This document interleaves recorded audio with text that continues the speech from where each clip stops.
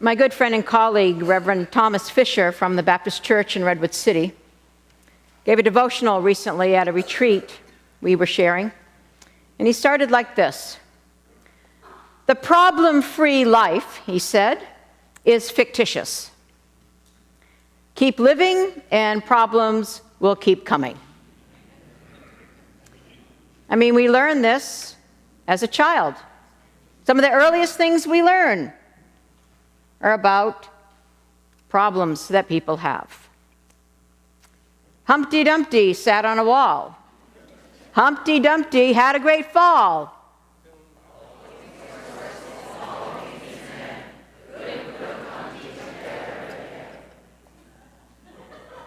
Jack and Jill went up a hill.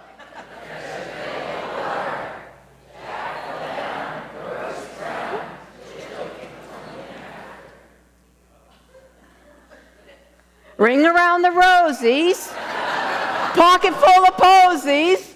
Ashes, ashes, all fall down. There you have it. You can't sit on a wall without having a problem. You can't walk up a hill and get some water without having a problem. You can't go around in circles without falling down. The thing is, we have a hierarchy of problems. We judge some problems as okay and others as not okay, or maybe there's a better way to say it. We stigmatize some hardships and problems, but not others. And though we've come a long way, we still have stigma attached to mental illness. That's what I'm going to talk about today in case you had already caught on. We still stigmatize mental illness. And it's a strange paradox in our culture, like many things are paradoxes in our culture. We seem to pathologize everything. Are you with me? You know what I mean by that? And yet, we stigmatize mental illness still. May was Mental Health Awareness Month. And San Mateo County did a lot of programs to get people talking about mental health. 25% of Americans are diagnosed with a mental illness. 25%. The most prominent are depression, bipolar, and schizophrenia. Many of you know that in my family, my mother was bipolar. And there are many other issues as well with mental illness in my extended family. Mental illness, like other illnesses, can be genetic, biological, psychological, environmental. Mental health issues stem from things like situations, right? Trauma, PTSD. Can we just take a moment and acknowledge the vast numbers of people with PTSD in our society for so many reasons? Can you imagine those children crossing the border, separated from their parents? They will, and they are, suffering trauma, and they will suffer from PTSD, many of them. There's external factors, and we know from brain science that there's chemical imbalances and many other things. I want to imagine that the vast majority of us in this room are touched by mental illness in one way or another. We either struggle with it ourselves or we have family members that do. We are all affected. Now, I talked about this 2 years ago. Maybe some of you remember that. But it cannot be said enough. Mental illness is not a weakness, nor is it a character defect. This would be a good place for someone to say, uh-huh. There is no shame in mental illness. I'm going to say it again. There is no shame in mental illness. And if you're feeling shame because you have a mental illness, that's on society. That is not on you. We have to change our view of things and our language and our minds and our actions. The Bible is replete with stories describing people suffering from mental and emotional anguish. Now, we can't use our 21st century lens and look back and diagnose certain illnesses, but we certainly can understand the mental and emotional anguish that is described in the scriptures. Let me just give you a few examples. 3 of our prominent spiritual characters or ancestors: David, Elijah, there's one other here, Paul, St. Paul. David, a man after God's own heart.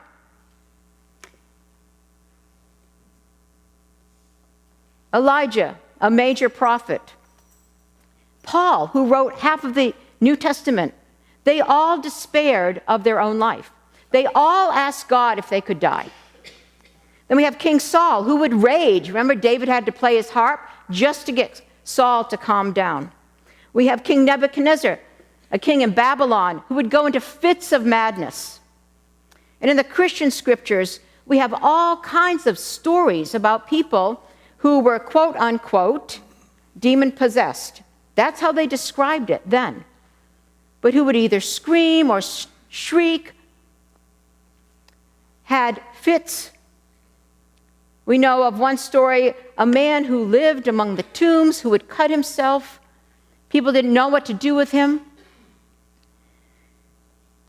The point is that mental anguish and illness and physical anguish and illness is part of life, found in every culture and in every time.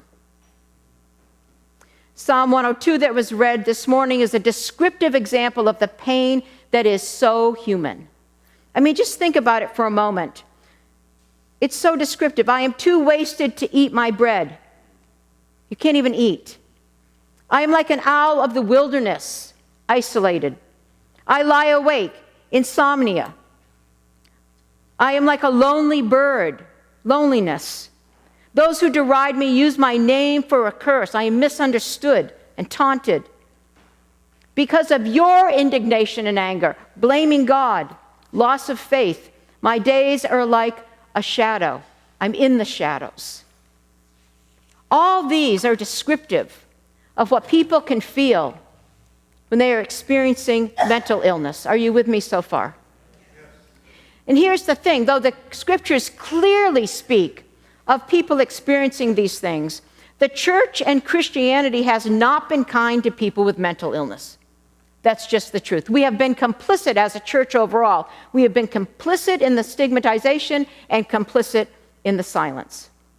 In fact, when I was doing some research on this, I was looking up, Googling, like we all do when we want to know anything in the world, Googling mental illness and the church, and the first thing that popped up is a site.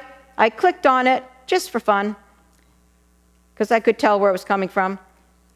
And it said, psychiatry is the vicious enemy of Christianity and the Bible. That was the #1 pop-up. The clergy have been silent. Not only about mental illness in general, but about clergy's own struggle with mental illness. I think if we all were a lot more honest, there'd be a shift in the dialogue as well. The good news is that things are changing. The UCC, along with some other denominations, the UCC has a mental health network where people can connect, find resources, find community on the internet and in churches.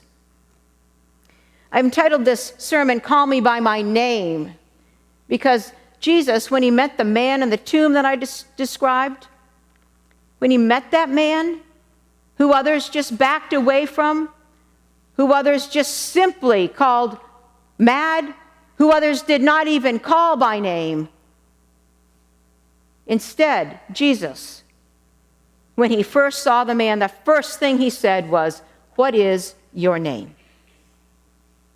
Because none of us are defined by one thing. None of us have one identity. Jesus called people by their name because he saw them. So I want to say a name to you. Joyce. That was my mother's name. And yes, she struggled profoundly at times with her bipolar illness. But that did not define her. That was not her identity. She was a kind, funny, compassionate woman who helped me become the person that I am today. It did not define her. Just like any illness that any of us have in this room does not define us. So if you're struggling with depression, I want you to hear me. You are not your depression.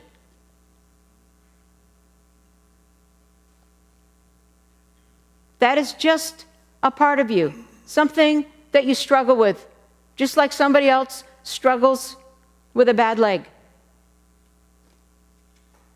No shame, no stigma. Stigma keeps people hidden. I want to say for a moment, I know a lot about stigma.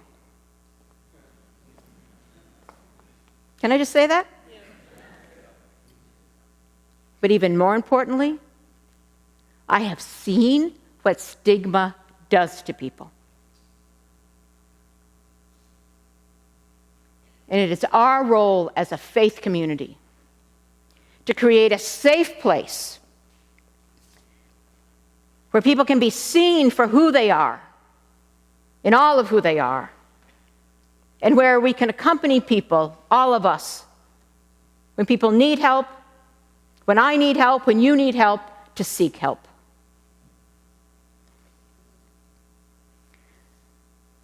When Jesus said, "Take up your cross and follow me," I want us to imagine for a moment. Jesus knew quite a bit about the fact that the problem-free life is fictitious. He kept living and problems kept following him. Yes, the cross was his particular thing, the physical, actual cross. But I want us to imagine that when he said, "Pick up your cross and follow me," he meant whatever is your burden, whatever it is that you have to carry that represents pain that you don't want to, you can still follow me. And remember, friends, that he actually didn't carry it alone, did he? Somebody stepped in and carried it for a while with him. That's what community is about. That's what a faith community is about. I think one of the reasons that we know so much about the crucifixion, it helps us face pain, because we will all have it. Are you with me, or just being quiet because you're listening? So, I'll end with this. If you have mental illness in your family, the most important thing you can do is break silence about it. That's part of the healing that comes. That we tell our stories about how all of us have been affected by mental illness, because then we know that none of us are alone. And if you suffer from mental illness, the poet William Stafford says it this way in his poem, A Message from the Wanderer. "Prisoners, listen. You have relatives on the outside, and there are thousands of ways to escape.